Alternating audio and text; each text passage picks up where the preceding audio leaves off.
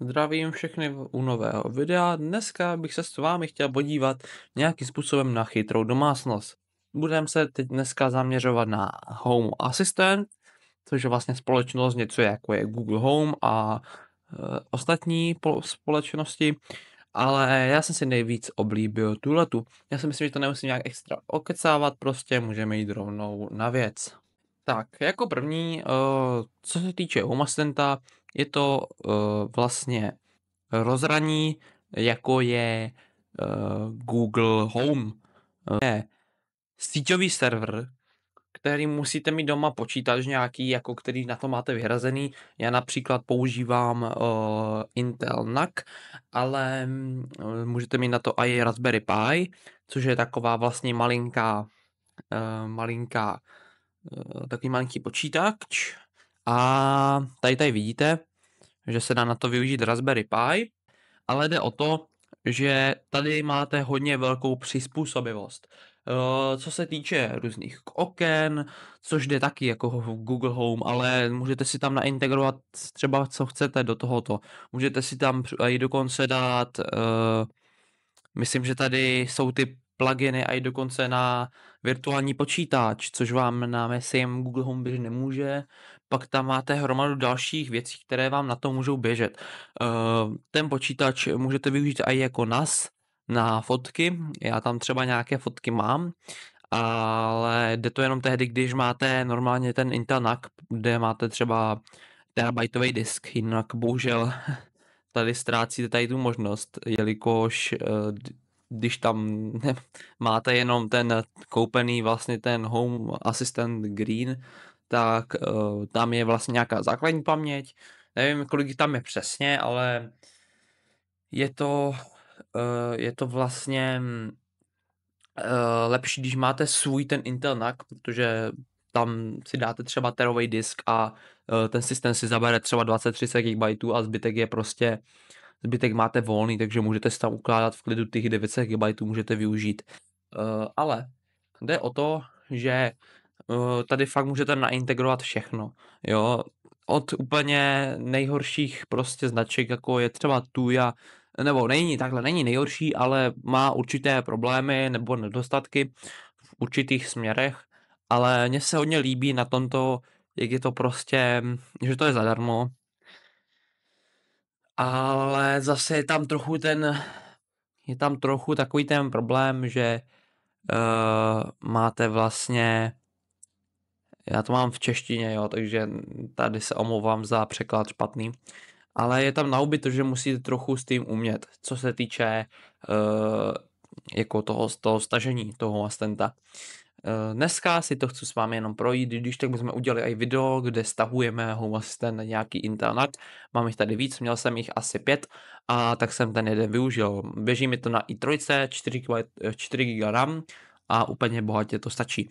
Já jsem to stahoval přes HOS, ale každopádně, co se prokoušete tady tu instalací a tady těma všema různou konfigurací a tady těma to věcma, tak je to fakt super prostě rozhraní. Ty integrace tady máme taky. Vidíte, že tady je fakt hodně možností. Je jich daleko víc, jako jo. Když dáme vše, tak se tady ani neproklikáme za tu dobu, jo. Tady toho máte hrozně moc. Já tam mám třeba naintegrované Hikvision, tady můžete APCčko si nainstalovat, Apple TV naintegrovat, od ABBčka, jo, je tam hrozně moc, nebo Bank Olufsen, jo, takhle to vlastně vypadá. To máme vlastně demo, tady se můžete podívat, co tam jde. Já mám třeba teploměr, ten vám tady taky ukážu. Slunko, kdy vychází a zachází, to si musíte dobře ale na to. Pokud máte fotovoltaickou elektrárnu, tak si tady můžete prostě naintegrovat různé potřeby k tomu, nebo různé prostě možnosti. Světla, intenzita světel, tady máte i žaluzie nějaké, jo, můžete to třeba zavřít na 50 a ono to se stáhne. Pak tady máte nějaké aktualizace, to nevím, co je.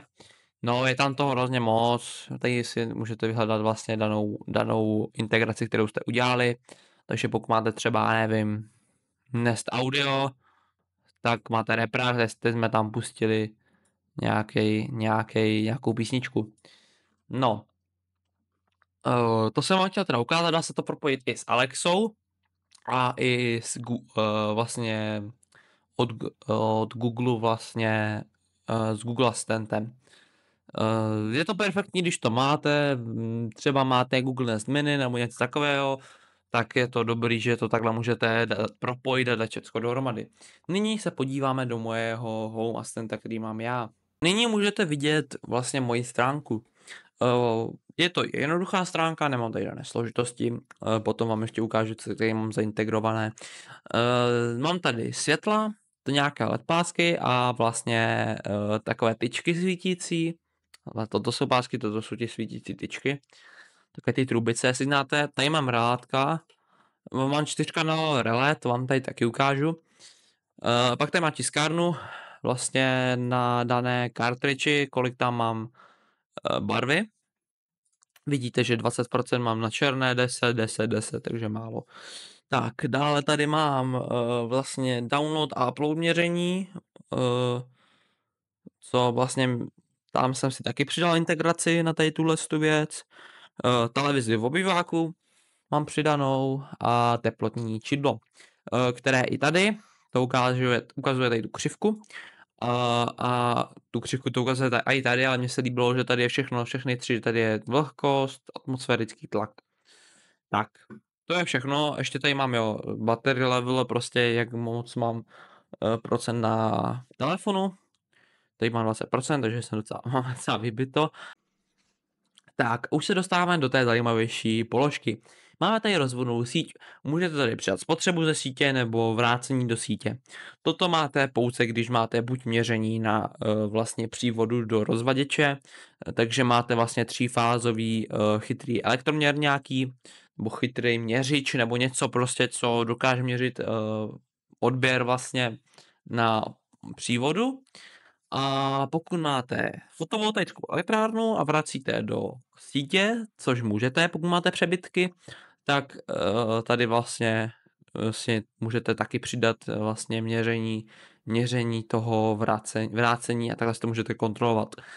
Tady máte to 4kanálové relé, to je ESP Home vlastně, to, co máte vlastně ESP čip. Já mám třeba RFID, já tady mám také čipy, které mám můžu rozžínat nebo zasínat pokoj.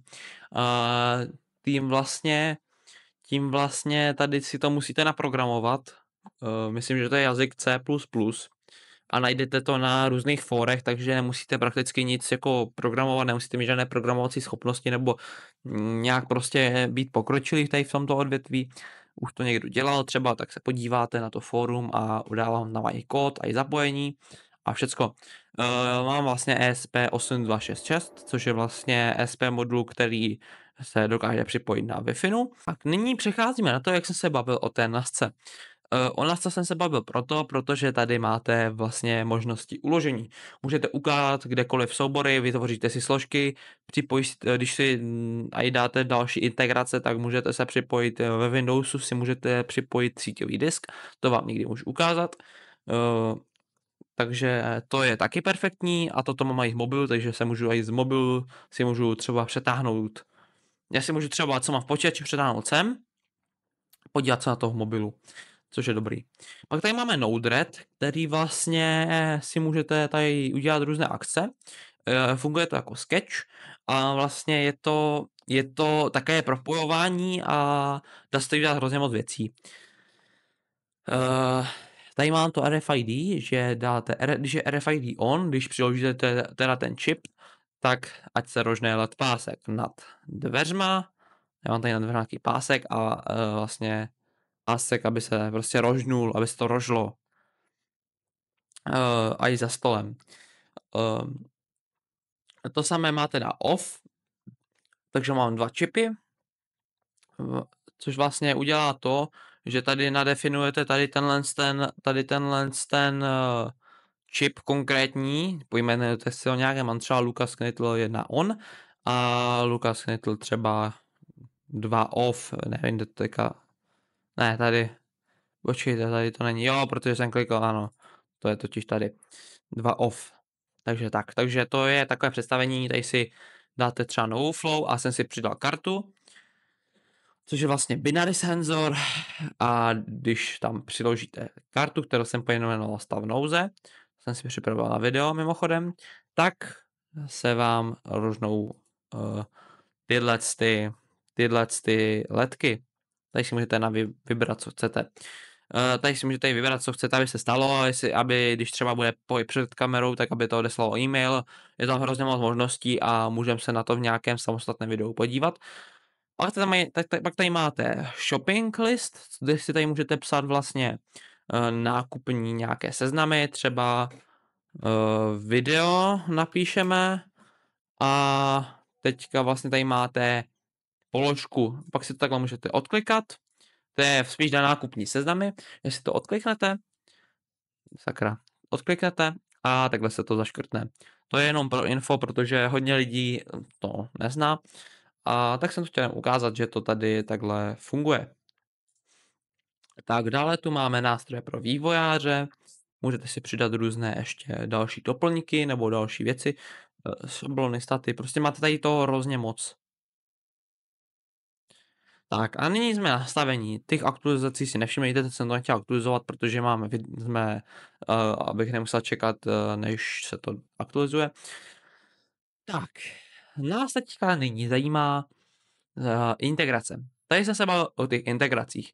Mám tady Android TV, Bluetooth, ESP Home, Google Cast, nějaký translator, Hikvision, Home Assistant, iBeacon Tracker, Internet Printing Protocol, mobilní aplikace, to je vlastně, že to mám v mobilu, nákupní seznam, to je už jako v tom, toto jsou už nějaké základní, slunce, speed test, ten jsem si přidal, Tuju a UPnP